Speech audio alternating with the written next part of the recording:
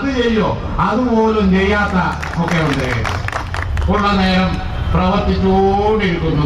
രണ്ട് മുഖ്യമന്ത്രിമാർ തമ്മിലുള്ള വ്യത്യാസമാണ്. ഉമ്മൻചാണ്ടി പ്രവർത്തിച്ചുകൊണ്ടേയിരിക്കുന്നു. അച്യുതാനന്ദൻ പ്രതിപക്ഷ മുഖ്യമന്ത്രിയായിരുന്ന കാലത്ത് അദ്ദേഹം ഉറങ്ങിക്കൊണ്ടേയിരിക്കും. സ്റ്റേജിലാണെങ്കിലോ എവിടെയാണെങ്കിലോ ഇത് ഉണർന്ന് പ്രവർത്തിച്ച് സദാസമയം ജനങ്ങളുടെ പ്രശ്നങ്ങൾ പരിഹരിച്ചുകൊണ്ട് ഞങ്ങൾ മുന്നോട്ട്. അതാണ് വ്യത്യാസം. UDF-ഉം LDF-ഉം തമ്മിലുള്ള വ്യത്യാസമാണ്. അവർ സ്മാർട്ട് സിറ്റി എടുത്ത് കോൾഡ് സ്റ്റോറേജിൽ വെച്ചു. ഞങ്ങൾ പുറത്തെടുത്ത് പാകത്തികമാക്കി. കല്ലിടലും കല്ലിടലുമല്ല. ഞങ്ങൾ പറഞ്ഞു സ്മാർട്ട് സിറ്റി പ്രവർത്തനം തുടങ്ങുമ്പോ അവിടെ പണി ആരംഭിച്ചിരിക്കണം. ഇബ്രാഹിം ഇവിടെ ഇരിപ്പുണ്ട്, മുനീറിവിടെ ഇരിപ്പുണ്ട്, മന്ത്രിമാരാണ്. അവർക്ക് ഈ കാര്യങ്ങളെ കുറിച്ച് MLA-മാരത് അവിടെ ഇരിക്കുന്നു. കണ്ടക്കാടിയും അതുപോലെ തന്നെ ഉബൈദും അതുപോലെ തന്നെ മൊയ്ൻകുട്ടിയും ഒക്കെ ഉണ്ട്. അവർക്കൊക്കെ അറിയാം. അതൊക്കെ ഇന്ന് ഒരു സ്റ്റേജിലെത്തി.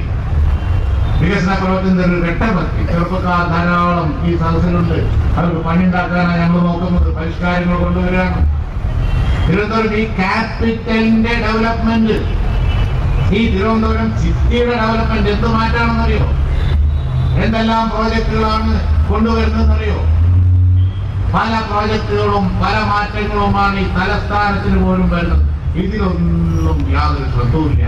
അക്രമ രാഷ്ട്രീയം, ആളുകൾ അടിക്കുക, കൊല്ലുക, അതുപോലെ തന്നെ ഭരണത്തിലിരുന്നാലും പോലീസിനെ ഉപയോഗിച്ച് ദ്രോഹിക്കുക, കള്ളക്കേസുകൾ ഉണ്ടാക്കുക. ഈ ഒരു പണി മാത്രം നടത്തി ഭരണത്തിന്റെ സമയം കളഞ്ഞവര് ഇപ്പൊ UDF-ന്റെ ഭരണത്തെ അതൊന്നും പറഞ്ഞ് കുറ്റം പറയാൻ വയ്യ. ചെറുപ്പക്കാർക്ക് ജോലി ഉണ്ടാക്കാനാണ് ഞങ്ങൾ നോക്കുന്നത്. അതുപോലെ തന്നെ വികലാംഗർക്ക്, അതുപോലെ